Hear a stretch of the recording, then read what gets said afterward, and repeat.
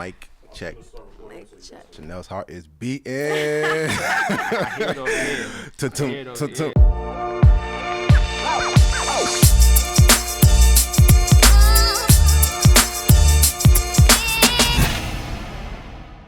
All right, welcome to the Jist podcast. I'm Edie, one half of the Jist, and to my right is Namdi. What up? So on today's episode, we have a very, very, very, very special guest. I like 3 more varies on that. 3 more very special guests. She's a medical professional by way of occupational therapy. Am I right? Yes, all right. Yes, she's a business entrepreneur by way of fashion and fitness. Yes. And she's a social media influencer with close to 200,000 engaged Instagram followers. I have 500 for context. I got like 7. He got like 70, Just 7. so we're not doing it big. Please give a warm welcome to Chanel Delisser, a.k.a. Coco Chanel. Yeah. It's where we all clap. Hey. Only right because we're in Brooklyn. We came all the way out here to do this interview in Brooklyn because, you know, Chanel's born and raised out here, correct? Exactly. Got it. It's only right. It's only right. So I guess to lead it in to start this interview off, we always do this with guests and we give them the opportunity to kind of just tell the world who they are. So who is Chanel? Describe yourself for our listeners. Yeah, okay. So as mentioned, my name is Chanel Delisser and I was born and raised in Brooklyn, New York, East Flatbush to be exact. How would I describe myself? I think this is such an interesting question. But I like to tell people that, you know, I'm a very normal girl. I live a very normal lifestyle, at least I believe. Mm-hmm. I am an occupational therapist currently. I fell in love with fitness as of a year and a half ago now. Always been very active, always been, like I grew up dancing. Never into sports. A lot of people ask me if I've played sports. Never have played sports. And, you know, now I'm pretty much, people think I'm a trainer or something like that, but I tell people like I'm just a fitness influencer. I kind of like to just inspire and motivate people through my personal story, through the things that I do on a regular basis. Eventually, you know, going forward, there's a lot more to come as far as me being a trainer or doing things of that sort. But I'm 25 years old. I recently graduated with my master's from SUNY Downstate Medical Center in December 2016. So we had the biggest audio, accomplishment of my the life. Audience clapping. Yeah, man, all of that. So that was one of my biggest accomplishments. Like that was something I was working for years, 5+ years. Yeah. I am currently employed as an occupational therapist full-time. That's what's up. I won't say where, but don't say where. I'm a school-based therapist. That's all I have to say. Okay. That's good enough. And I love my job. Awesome. Like, life is great right now. I have no complaints. I'm doing what I love as far as work goes, and I'm doing what I love when I get off of work, and, like, that's all I could have asked for. For sure. So you're obviously from Brooklyn, Jamaican descent, correct? yes. Okay. So can you just talk to, and we're gonna just take it back. Obviously, we can dive right into the occupational therapy, dive right into to the fitness stuff, but we're gonna take it back to the roots and just can you talk about you know what about your upbringing helped you to get to where you are today?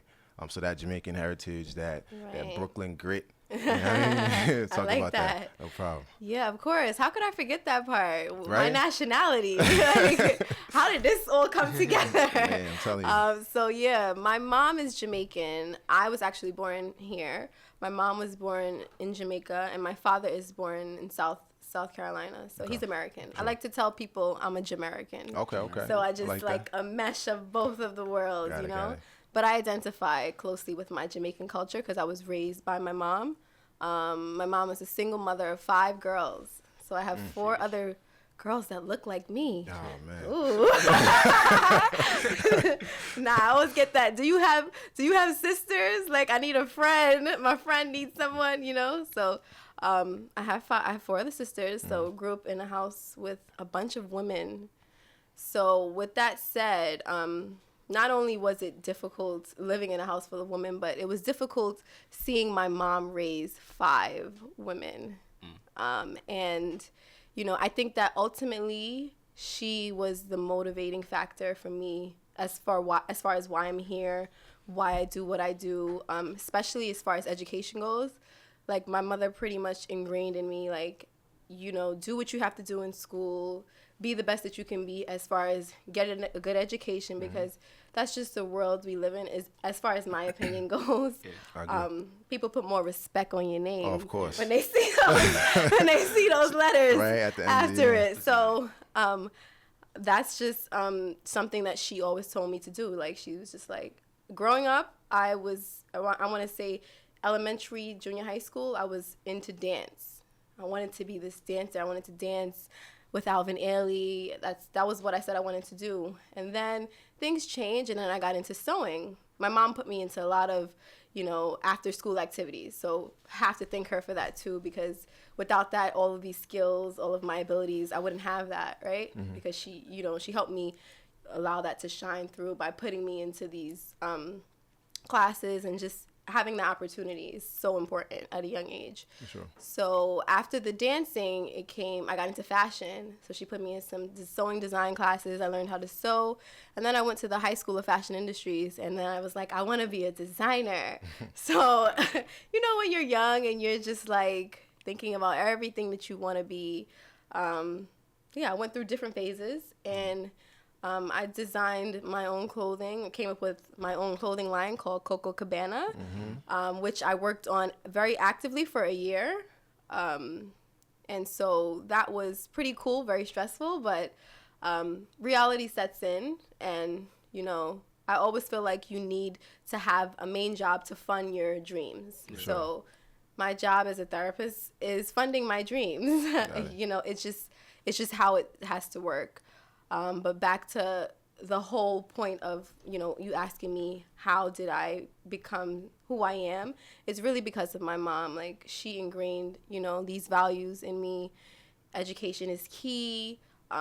Just certain, the basic core values, like being loyal to yourself and to others, treating others how you would want to be treated. So with that said, I've been able to carry that through my life.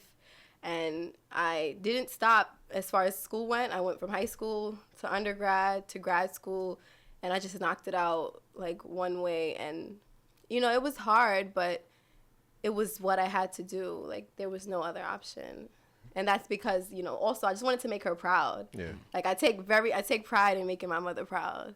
So, yeah, thanks to her. Shout out to you, Mommy. She's definitely listening to this podcast right now. She has to. We're going to send her the link. I always find it so interesting, like, the dynamic between, like, the Caribbean culture and then the African culture, because, being Nigerian, I could attest that, like, our parents are the same exact way. That education is, like, super important. I'm NAMD, B, MBA, JD, Run DMC, Gotta put all of that on the editing day. Exactly. But yeah, that's really dope. So you did your undergrad at Albany, right? That's Yeah, how I went y'all to. met? Yes, I went to SUNY Albany with Idia. You know. Even though I didn't graduate from there, nobody knows that though. Everyone, Really? think I graduated from there, He but thinks he graduated. I think I graduated from there. He needs like an thought you honorary did. degree. That's like a good semester. That's No, crazy. I did 2.5. 2.5 years. 2.5 years. In Albany. Okay. Yeah. Okay. Right? Okay, So that's more than a semester, right? This guy Yeah, trying to play me, that man. is. Definitely more. I'm like, I know I've seen your face more than one semester. More than once. Yeah. That's what's up. So what was that experience like going to Albany? Albany. Yeah. Albany was fun. Albany was cool. So I definitely knew that when I was going away to college, like when I was going to college, that I needed to go away. Sure. Growing up in a house with 5 girls, it was stressful. So like I just needed that space. I needed to be independent. I needed to be on my own. I needed to know what it felt like. I think it's so important to feel like, to know what it feels like to be detached from familiarity. Like, Sure. Helps you find yourself. right. So at that point, I was ready for it. I wanted to be independent. I wanted to know what it felt like to wake myself up in the morning and all of that, making food for yourself. So Albany was cool. I did a lot of things in Albany as far as like accomplishments as well. I was a resident assistant, so that was pretty cool. What else did I do up in Albany? I was just involved in like different shows. I did a few fashion shows up there. I was a fake model for a minute. Everybody, I was too. Everybody Freshman was. year I was, and I snapped back to reality like, yo, this is not what I was supposed to be doing in life. You know, it was fun while it lasted. Partied like a rock star, but still got this grades. Graduated 3.9 GPA. Okay, say it again one more time. Say it one more time. 3.9 GPA. I mean, I don't mean to brag, but it is what it is. Listen, brag about it. Brag about it. GPA is forever. Exactly. So if you can describe that experience in one word, what would it be? Albany in one word? Yeah, the Albany experience. I ain't going to Albany. I'm asking. That's my word too. Lit is my word. I already know. I heard some things about Albany. Y'all, I don't know how y'all get down over there. Albany's cool. It was different. Okay. It was different. Yeah. Yes. Okay. So many things that I experienced in Albany, it made me, definitely who I am. So it was a different experience. For sure. Would you use the same word? You said what? Would you use the same word? Yeah. Different? I use different. Okay. I can't think of anything else off the top of my head, but Right. different and lit sound pretty cool. Yeah, exactly. I mean, to me though, it's it could sometimes be like a bubble, the Albany community and everything. And I feel like, and this is not my words verbatim, but other folks I know that went to that school, and after graduating, like you kind of get stuck, right? Have to come back home and start your life, your professional life and everything. Right. So it's kind of easy to get caught up in that, and then when you move away, harder to adjust. So just what was that transition like for you post grad? So the funny thing is that with what I wanted to do in life, occupational therapy, I knew that I needed to go to grad school. Yeah. So from me getting into Albany, there was no major for occupational therapy. Basically, you had to just take the classes that you needed as far as prerequisites in order to get into grad school. So, I created my own little situation in Albany. I was a social major, psych minor, and I took pre-med classes. So, like, from me getting into Albany, I knew that the next thing was applying to grad school. Okay. Like, I was out. Yeah, it was yeah. no staying there, in Albany. It was no confusion. Like, I was sure. fortunate enough to be introduced to occupational therapy from high school. So, like, for me, I always knew what I needed to do. And I'm very fortunate to, like, have that experience. And that was also because of my mom. She told me about occupational therapy. I listened. You also have to be a child that listens. I listened to my mother.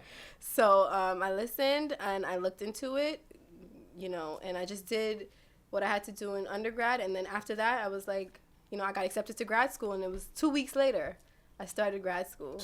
That's crazy.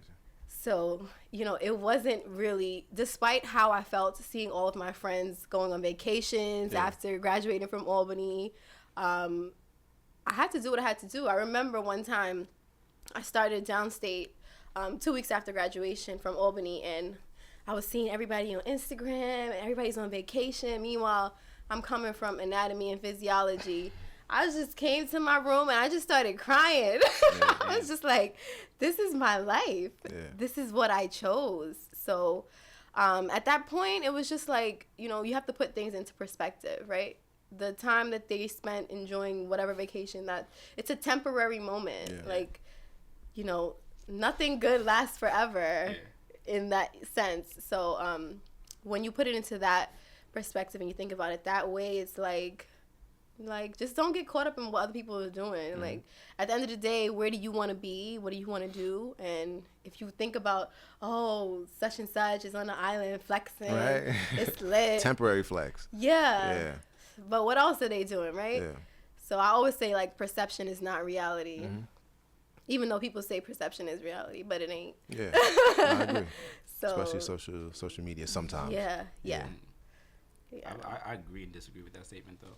What you think? Beef. Y'all beefing? Listen, I'm just saying. Y'all beefing? No beef. Even though we in Brooklyn, no beef. No problem. She about to be like, listen. People coming out the woodwork. Listen. We're from Westchester, okay? Right. King, we okay. All right, back to you not agreeing with my King statement. of the beef. All I'm saying is that, like, perception could be like reality, like nowadays, especially like with this whole like social media like world, in the sense that people, like, you tend to become what people already believe before, like, they even know you.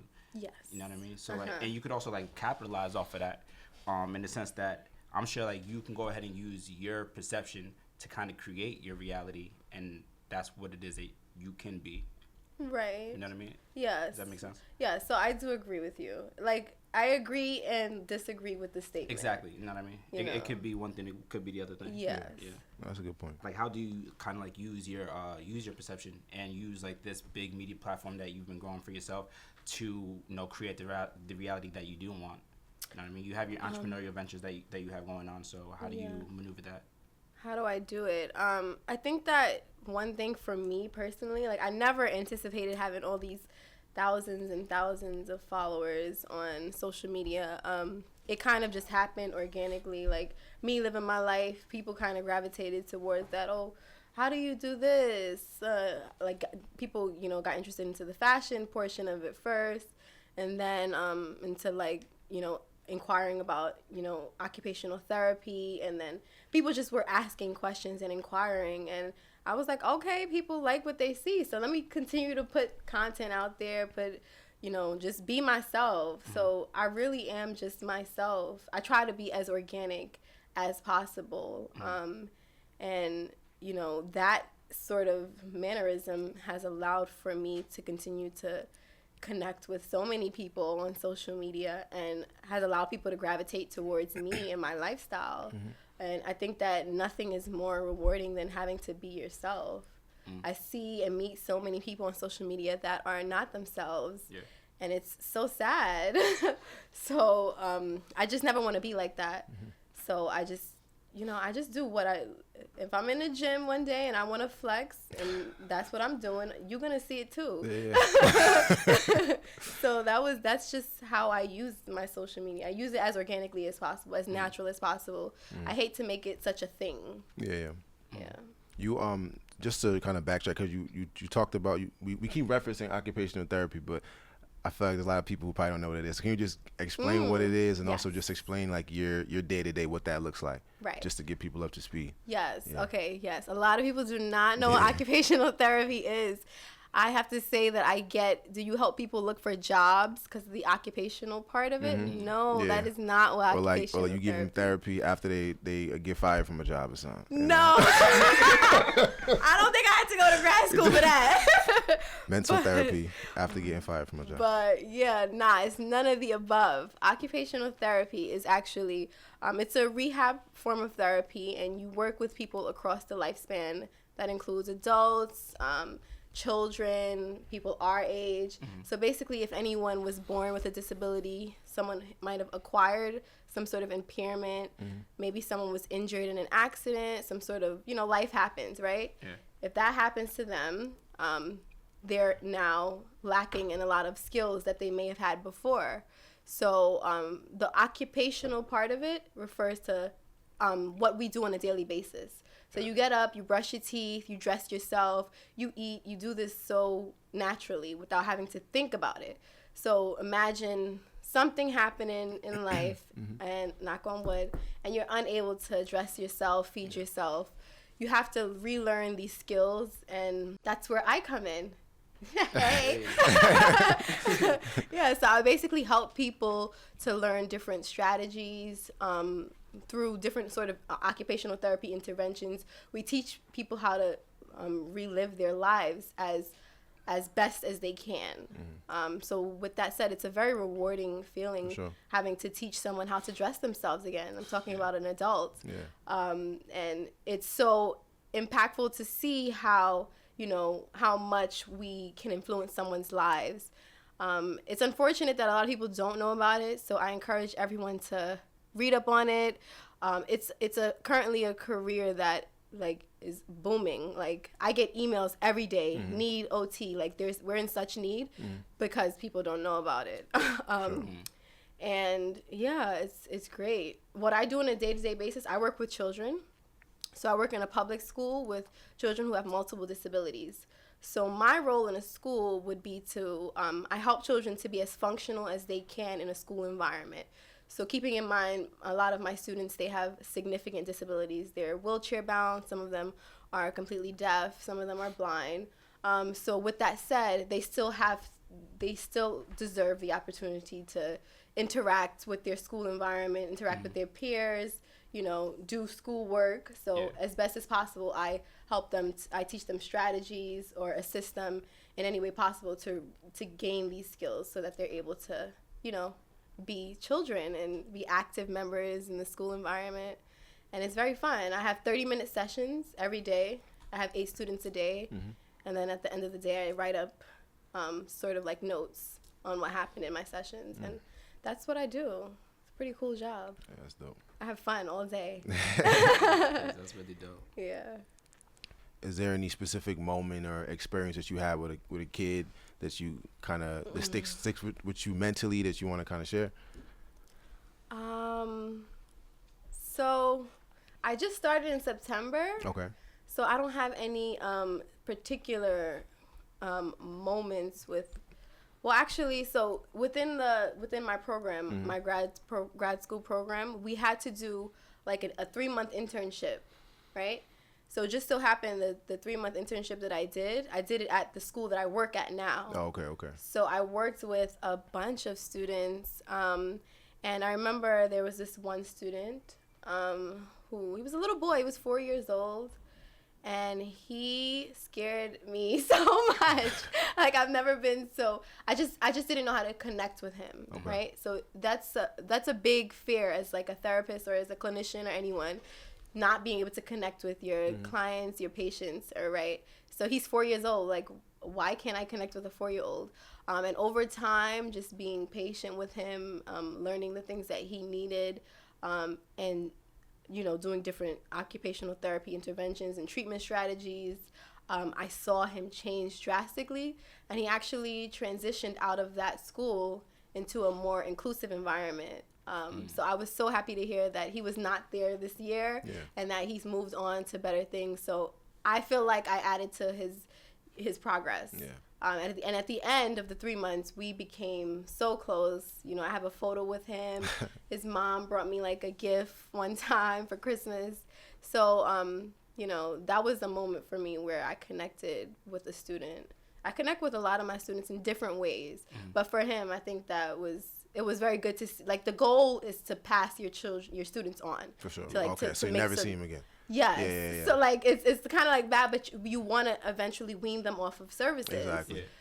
So he still receives services, but just in a different environment where he's with his same age peers. Like, he just got better, and that was like dope to see. For sure. Yeah.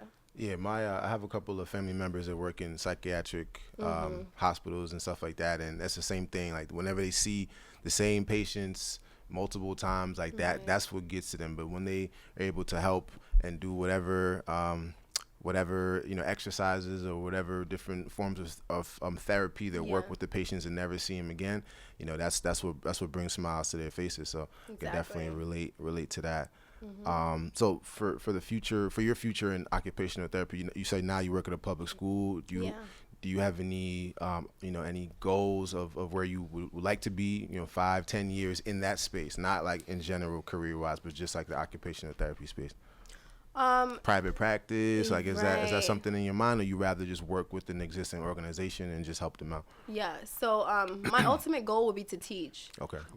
And fortunately enough, you can teach with your master's degree as an occupational therapist. So I would love to go to, you know, hey, if I go back to SUNY Downstate and teach, that would be like full circle, right? I would almost see myself in that seat before, right? So I've had so many wonderful professors at SUNY Downstate and just throughout life that have pushed me into different directions. Like, I didn't do this on my own, right? There are multiple people in my life that have added to, you know, where I'm at. And I think it's only right for me to give back.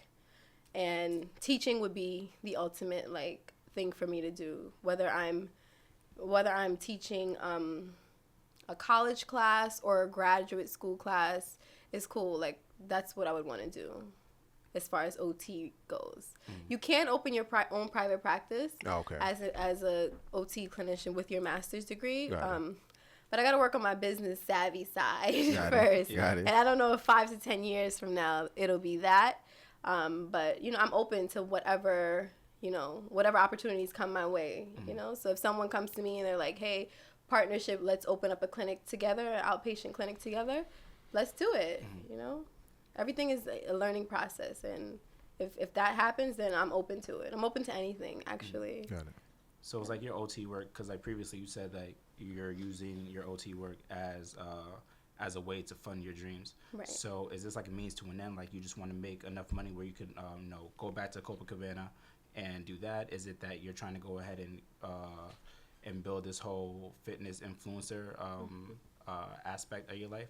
Or is it just whichever one sticks, that's the one you're going with? Right.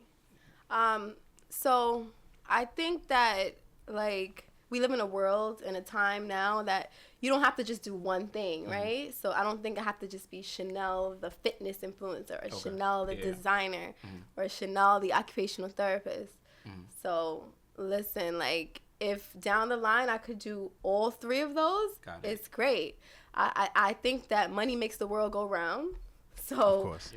With that said, you have to have some sort of income to fund your dreams. And what I mean by that is that, with Coco Cabana, for example, I needed a team of people. In order to get a team of people, you got to pay people, right? Sure. So how am I going to pay people if I'm broke? Yeah, that's not going to work. For sure. So with me being the founder, the designer, I would just be, handing off assignments. So I feel like if I wanted to be a therapist and still wanted to, assign a team of people to do this X, Y, and Z, I could do that. But, the money needs to come in. Like, the money needs to keep going around. Yeah. And so with that said, no, I feel like I want to do everything that I'm able to do. As long as I'm physically, mentally able to do it, I'm going to do it. I got the time. Like, the lucky thing about my job is I work from 8 to 3. And I work on the school schedule, so like I would get summers off. I get all the December break, the Christmas break, spring break. So I don't have an exhausting schedule as far as work goes. I get off at 3:00 every day, so I still have my day. I can do a lot more than that's why you in the gym like 5 times a day. Right? Y'all gonna leave me alone. She's in the gym from 3 to 7 p.m. And she comes home, eats, goes back at 10. On Instagram, in the gym, like, how you in the gym every single hour? Like, every hour. Listen, it's so funny. Every time I meet anyone, they just, like, talking about me being in the gym. But you know what? I love it, though, because that's my identity now. Yeah. Like, you the girl that do the pull-ups. Right? In the You middle the of girl the with street. the abs. Yeah, I'll take all of that. Yep, I'm her. Hey. You went on a Saturday night, 2 o'clock in the morning, doing pull-ups on scaffolding. I'm like, yo, what the hell? Yes, that's Listen, lit, man. though. That's what's up, though. I have to tell you about this one experience, right? Please Most share. recently, I posted a video to Chris Brown's song, The Pills and Automobiles, which is my favorite song right now. I was doing the pull-ups outside in the city somewhere. So this guy is walking by, and he sees me do it. He just walks up, and he starts busting out like 20 pull-ups. And then he gets off, and he just salutes me And walks away. Doesn't say anything the whole time. Doesn't say Yeah, he's a anything. creep. I was just like, okay. I was like, he wanted to show me out. You didn't get that on camera, though. I know. That's I golden should've for the got Instagram. that. Really happened. I should have got that. It didn't really happen because No, I Instagram was didn't really happen. Well, I was Talk with about it. someone, so they can vouch for it. Okay, It was okay. crazy. All right. We have to put that person on a lie detector test because your friends probably help you out. I guess I made him feel some type of way. Yeah. Oh, okay. I It's got like, you. can't be having people out here catching up to me, bar stars. Right. Yeah, I don't do pull-ups. I can't do pull-ups. Let me teach you. Yo, listen, both of y'all, can y'all put together a plan, like some type of I already told you, fitness bro. plan? Water and pizza. Water and pizza. Y'all are I'm not crazy. promoting water and pizza. Right? Promoting that water and pizza. Even though I love pizza, I'm not promoting that. Crazy.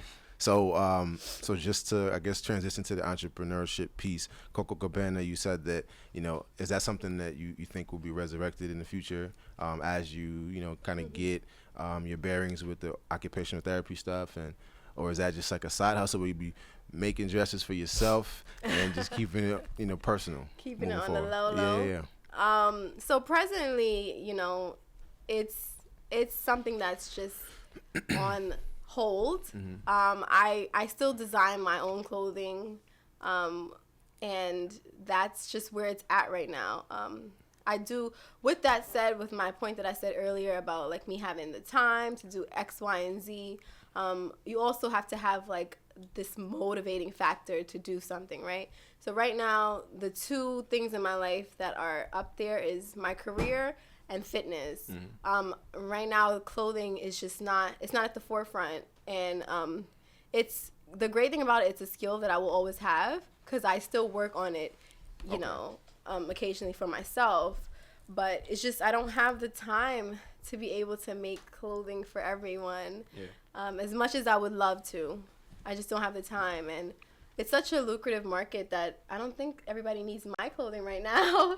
There's so many other women who have dope clothing lines, and yeah, I'm gonna let them handle that until I come back. Okay. Got you. Do you still like create clothes for yourself? I do. Yeah. Yeah, I made my birthday outfit Dope. this past year, both of them, and I got some good responses. That's what's up. Yeah. So the people still want it. I think the most important to know is that when you put something out, you see that people still want it. So I'm still relevant. All those pieces, those are all one-on-ones. Huh? Those are all one-on-one pieces. What do you mean? Everything that you create for yourself. It's not like you're just like creating it like mass for the people. Oh, yes. They are all, my line is completely customized. So the way it would work is that you send me your measurements. I create the design just for you, and that's yours. And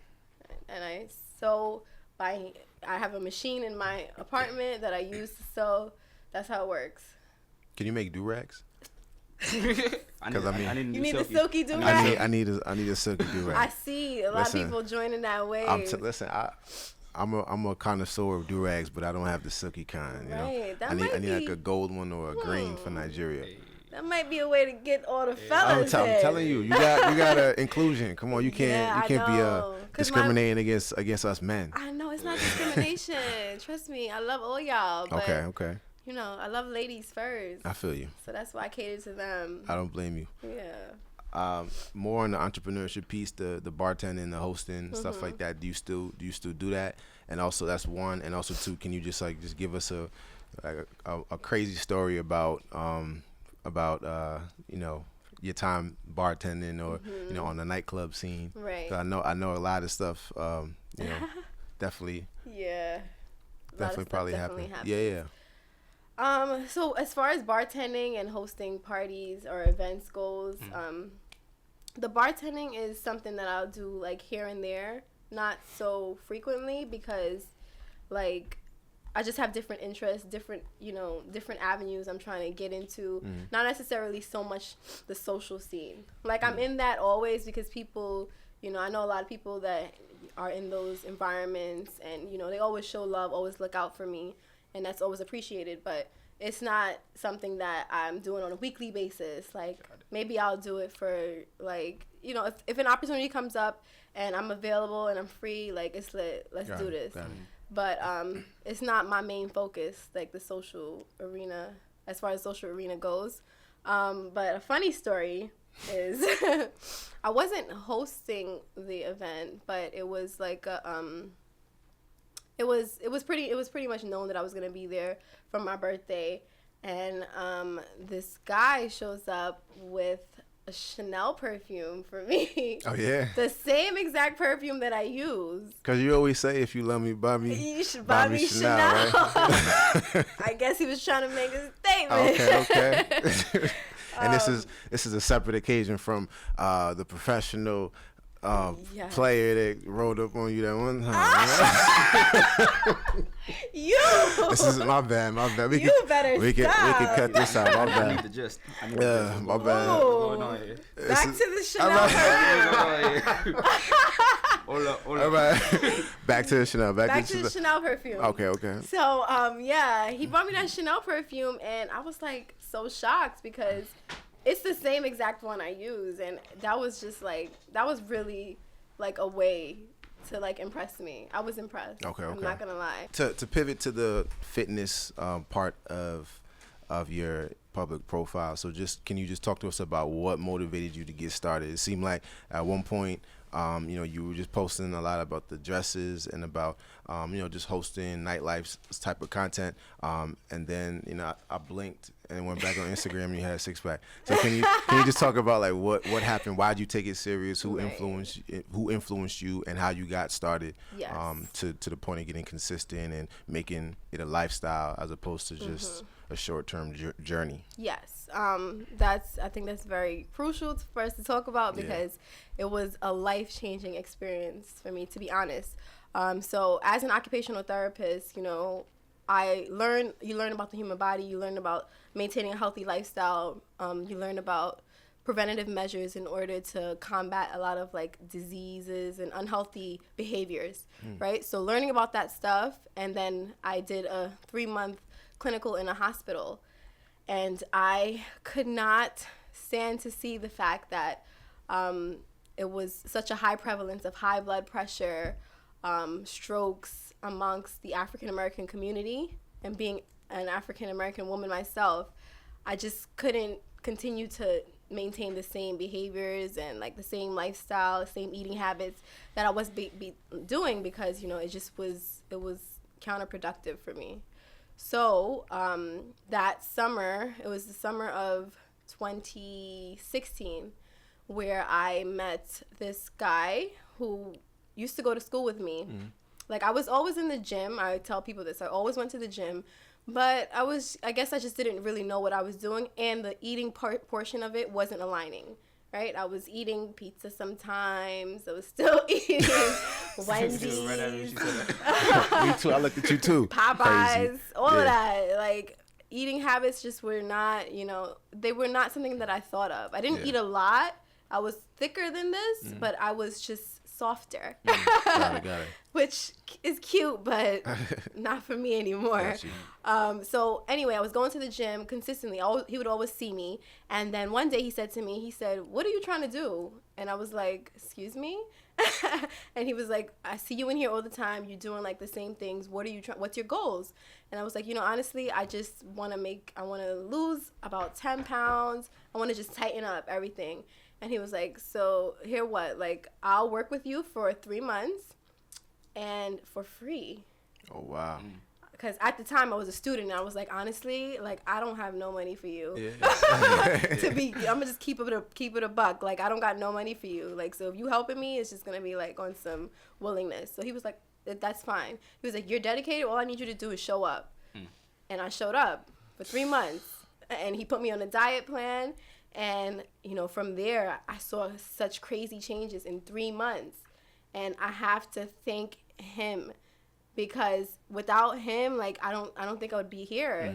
Like, he saw an opportunity and to help me, to genuinely help me, not looking for anything from me. And he helped me, and that's how I got where I'm at. And so I kind of transferred everything that I learned from him integrated it into my lifestyle. Got it. And I'm not on like a strict diet anymore, but I don't know. So like no sugars, no fast food, no soda, juices. She was drinking soda when she came out the Don't Uber play today. yourself. She got a Coca-Cola under the table right soda now. and Yeah, French fries lying on coming me. Don't get me wrong. Nah, I still indulge. Yeah. I'll indulge on like a Friday or a Saturday when I'm out with friends. And that's in moderation. The problem with people is that we don't know moderation, right? You raised that you're supposed to finish your food in your plate. No, when I buy food, I section it into 2. And that's just what it is. I'm not eating the full plate of food in front of me. Also, like, too much rice. I know as a Caribbean culture, we eat a lot of rice and peas. Oh, my God. No. Handful of rice. Rice. Everything else, vegetables. And, you get your chicken and your protein. Everything else, like, that's fine. You don't have to have this rabbit lifestyle diet. Like, I don't eat like a rabbit. I don't eat salads all day. No, I'm Jamaican. I need my jerk chicken. Okay. I need my curry chicken, all that. So, yeah. So, thanks to him, I am where I am at now. And I've been able to carry that on for myself. Like, it's just something that, like, once I saw the changes in my body, I saw that I was capable. I looked good, so I wanted to keep it going. Like, why am I gonna stop? Sure. You have any advice for people out there who are just getting started in the gym? I know that's a difficult time for people. Right. So I get that question a lot also, and what I tell people is like, you really have to think about, if not you, then who? Like, I hate to bring up Drake's line, but he said, "I'm the only one that get the job done," right? Yeah. But you really are though. Yeah, like, if you don't get up and go to work, who is gonna do it for you? Yeah. So if you put the gym into that perspective, if you look at yourself in the mirror and you see every day you saying, "I don't like this, I don't like that, I don't like this," so what are we gonna do about it, right? You talking all of this, now put it into action. So you just really have to get to the point where you just got to get up and do something. I'm not saying you have to go into the gym, spend 2 hours, do full body workout, pull up 20 abs.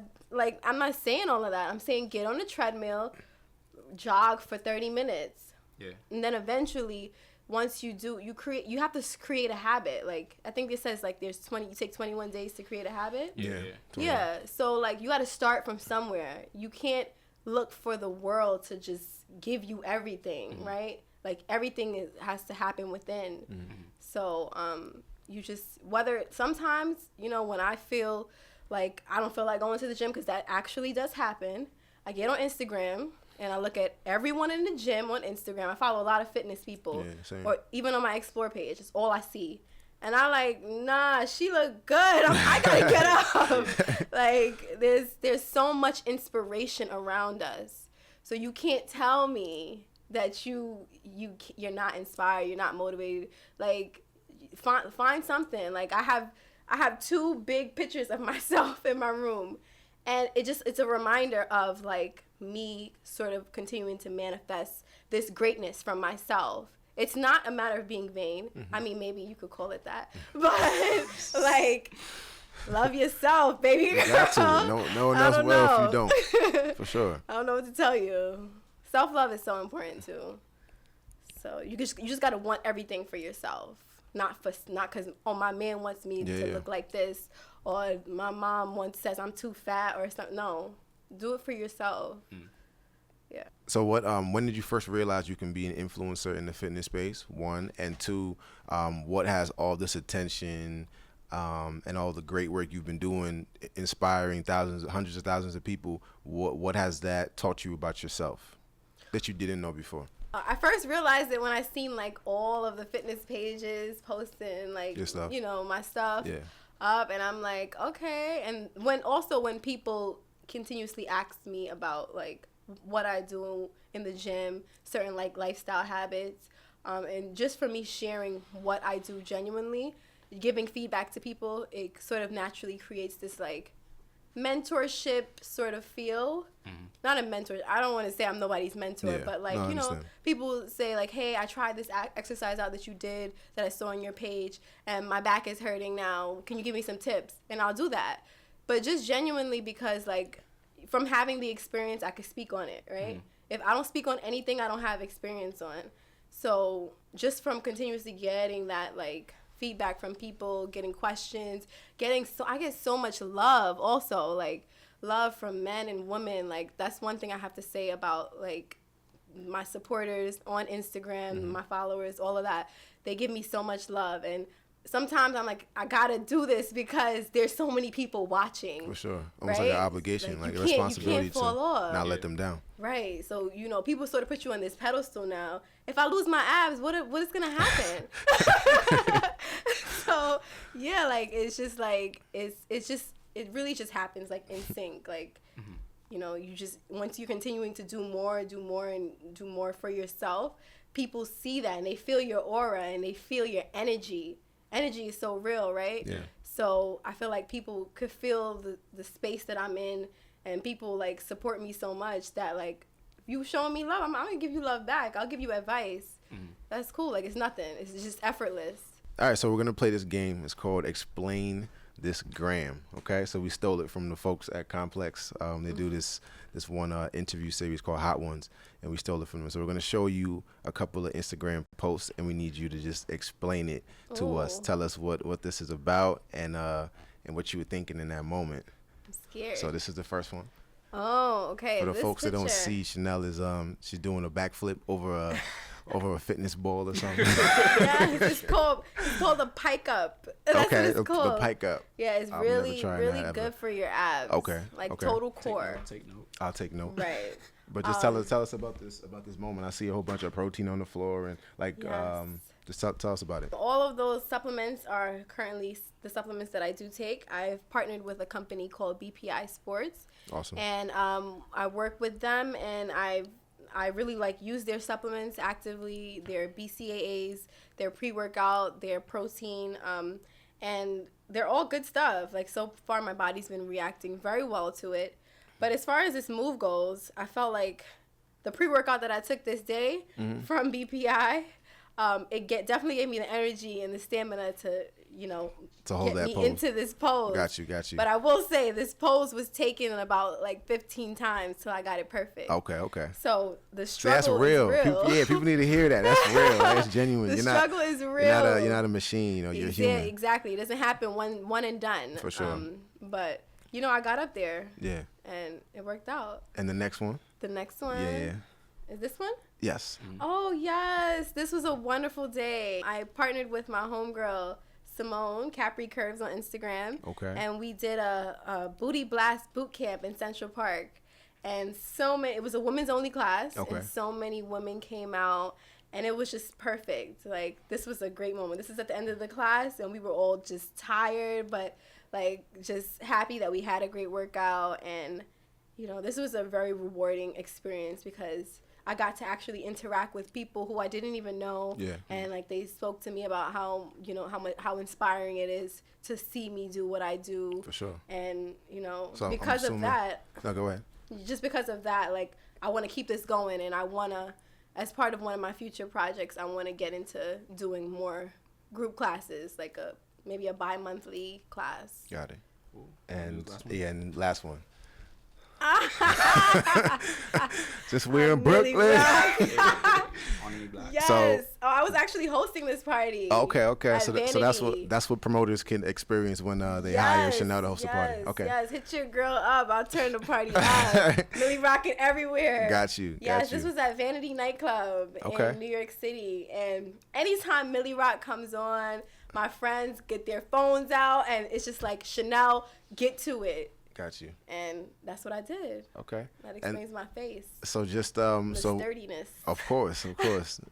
Born with it. So let's just wrap up by telling folks where they can follow you and just how they can get in contact with you. Yes. Guys, you can follow me at xxcocochanel on Instagram. Don't DM me particularly, but email me about any concerns, anything that you have. It's hard to check my DMs because there's so many people in it, and so I'm not really consistent with it. But follow me there on Instagram, Snapchat, xxcocochanel #1. You have no Twitter, right? No Twitter. Okay. Good. Yeah. Okay. I don't really talk a lot. Gotta clarify that because I feel like people gonna try and rip that off. No Twitter, just Instagram and Snapchat. So xxcocochanel. Got you. So, well, thank you for coming in. Thank you. Appreciate Thank you. Cool. It's Just Podcast. Slit. Out.